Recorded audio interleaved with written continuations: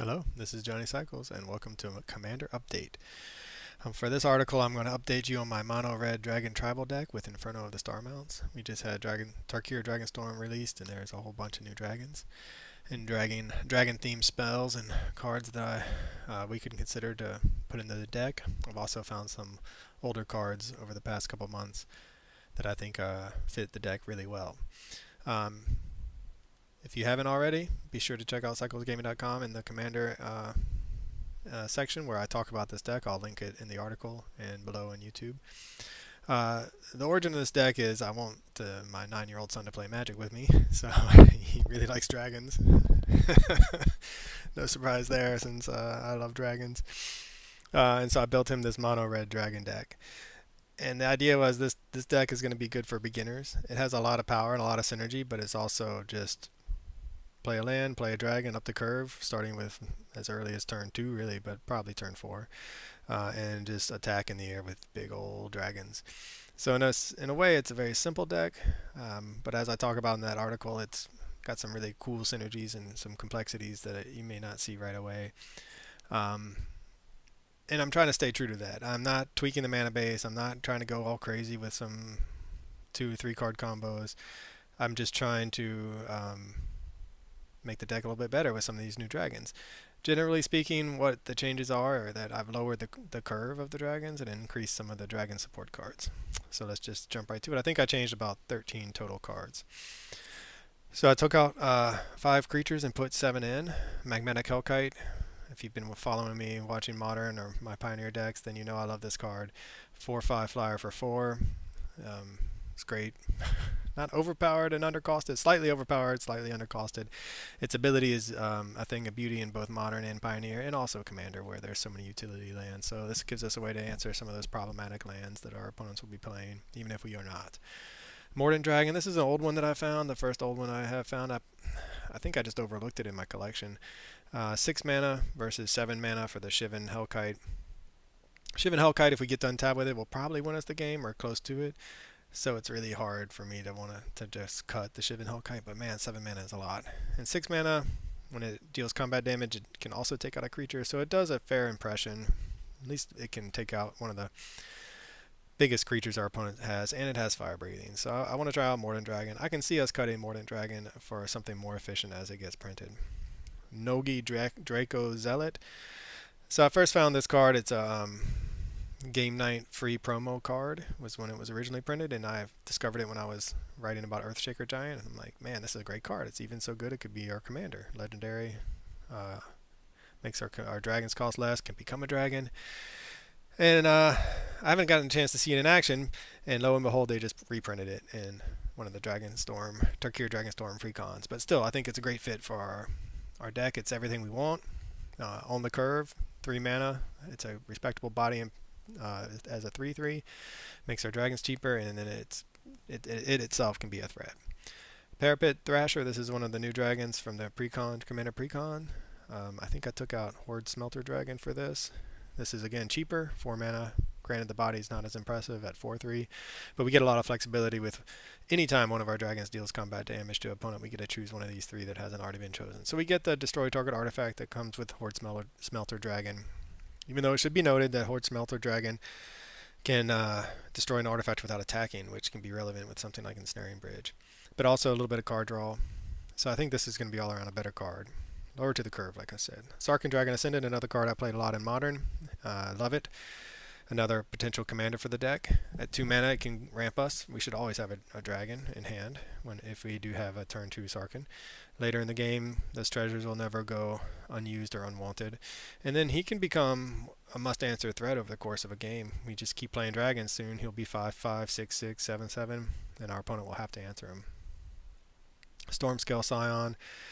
I mean, how can you play a dragon deck without playing Stormscale Scion? 6 mana 4/4 is not that impressive, but he is a Dragon Lord, and I don't know, he might be the only Dragon Lord ever printed. I haven't looked that up yet.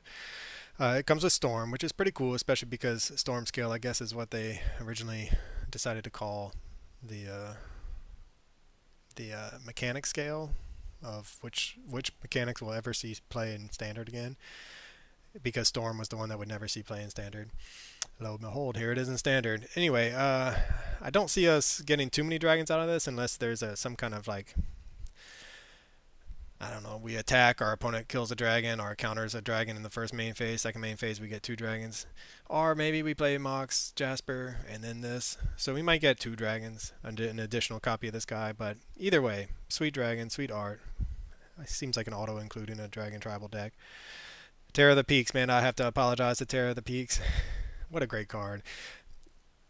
I think I overlooked it when I built the deck because I only had a single copy of it, and it was very expensive. It's over 20 bucks, at least it was. And then it got reprinted in Bloomburrow, which came out before I wrote this article, but after I'd already built the deck.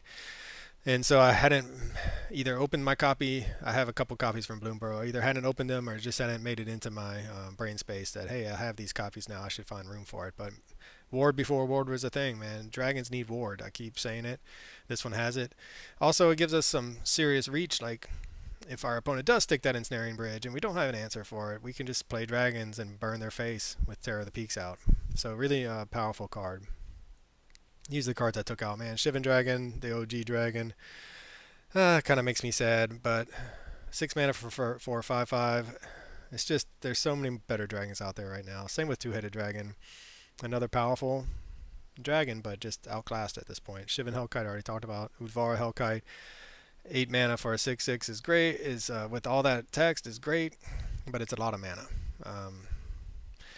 And so I think it's just to make us lower to the curve, not have as many dead cards in hand in early game. We got rid of that one. All right, artifacts. Dragonstorm Globe should be no surprise. It's a dragon themed mana ramp or mana rock, so of course we're going to include it. We had to cut a couple 2 mana mana rocks to make room for it for Mox Jasper and Dragonstorm Globe, but I think it's worth it. The additional +1/+1 counter is not nothing either. Mox Jasper, when Mox Amber got printed, people mocked it and said it was no good, and I remember opening up a foil copy of it and thinking, well, that's cool, and then now it's worth a whole bunch of money. So I wonder if Mox Jasper may have that in its future. Right now, I don't think it's going to be very good in a 60-card format, but in Commander, I think it's great. So we can look at it as kind of a 4 mana rock. We probably won't get any mana out of it until turn 4. And that's okay. We can also hold it in our hand until we have a dragon, and then cast it the turn. We're ready to use it as ramp. And hey, we can combo with Stormscale Dragon. So we took out Cold Steel Heart, Felwar Stone, and Belby's Portal. Belby's Portal, great card. Perhaps a little bit of Windmore. And if we can play a dragon in this spot, we should. So I took it out. Enchantments, man, Breaching Dragonstorm. So much fun. I've already played a game with the new version of this deck, and I had Breaching Dragonstorm out, and it was just gas, man. You play it, you spin into a dragon, bounce it to your hand. Play it again, get another dragon, bounce it to your hand. Play it again, don't get a dragon, play the dragon from your hand, bounce it to your hand. It just keeps you going, man. It is so powerful. I love this enchantment. If you have a dragon tribal deck, this is an auto include. Took out Burning Earth. It's always a janky sort of hate card. And tangentially connected to dragons.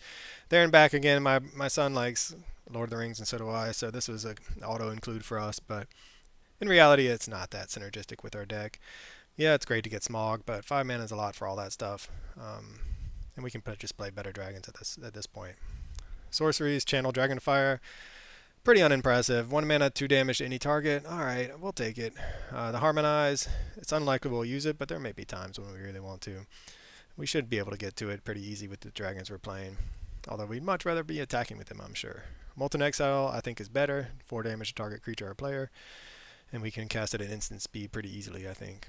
Took out Jessica's Will. I mean, that one was always on the short list of cards to go because it's not really synergistic with dragons. It's inherently powerful, but that's not what this deck is about. We're looking to play Dragon Tribal. So that's the 13 cards I put in. I took out 2 lands. And yeah, just whenever you cut lands, of course, you have to be careful. It's a slippery slope. But when you crunch the numbers, we play 14 ramp or mana reduction cards, and I'm not including Gauntlet of Power, which is 5 mana. So that's a lot. I think 38 lands is okay when you have 14 ramp or mana reduction cards. So I did cut a couple lands to make room for the above 13 cards. So there are a couple of omissions I want to highlight real fast. Thundermane Dragon, man, what a powerful card that I can't wait to get. So I'm going to put this card in immediately, perhaps in place of Roast. I have the Commander Precon. I just don't want to open it. I'm a collector at heart, and it seems like those commander precons will hold their value. I mean, anything holds their value better when it's unopened, but there's more value to be had in a commander precon for me if it's unopened. I can order the 1 or 2 cards from the deck that I want. I rarely open them unless it's a shell that I don't have a lot of the sport cards for. It's just they're not printed anywhere else, and I really want to build around it. But with this one, I can just order 1 copy of Thundermane Dragon, although I'm going to order more than one because I think it's that powerful. Um, Now, if you want to upgrade the mana base, just a quick discussion about how to go make this deck more powerful, less beginner friendly. Even if you're not teaching a 9-year-old, adults can understand the mana, and so could my son in reality. But just if I'm trying to keep it as simple as possible right now until he learns the game. Once he does, we can add some of these utility lands. There are a couple regarding dragons. Nykthos Shrine to Nyx is obviously a good option. Field of Ruin, Wasteland, things like that. And then Ugin. I mean, Ugin the Spirit Dragon. That is a dragon, right? So you can go the direction of Ugin as well in any dragon tribal deck, really. There's 3 Ugins. None of them all match our deck perfectly, right? They all have minuses or pluses that don't really go with our deck. Like this one, for instance. We're not going to ever... We have a few... Well, I should take that back. We do have maybe 8, 9 artifacts, I can't remember, that we could use to trigger this static ability. But we're not built around abusing the static ability. But it's still powerful. It would still really help our deck to be able to gain life, draw a card, tap 3 colorless, then we can cast 2 dragons in a turn, maybe even 3. So it's still very powerful, and so are the other 2 Ugins. Very powerful options for the deck. I'm not going to go that direction right now. I'm already having a hard time finding room for all the dragons I do want to play. But I'm not going to fault anyone who wants to play Ugin in a dragon deck. He is Ugin the Spirit Dragon after all. Alright, so that's my update for my mono red dragon tribal deck with Inferno of the Star Mounts. Let me know what you think. What other dragons have I overlooked and I'm forgetting? How would you tweak the deck? How would you change it? Have you had any experience trying to teach someone Magic, and what deck did you use? Let me know in the comments, and if you enjoy this content, please subscribe. As always, thanks for watching. This is Johnny Cycles. I'll catch y'all on the next one.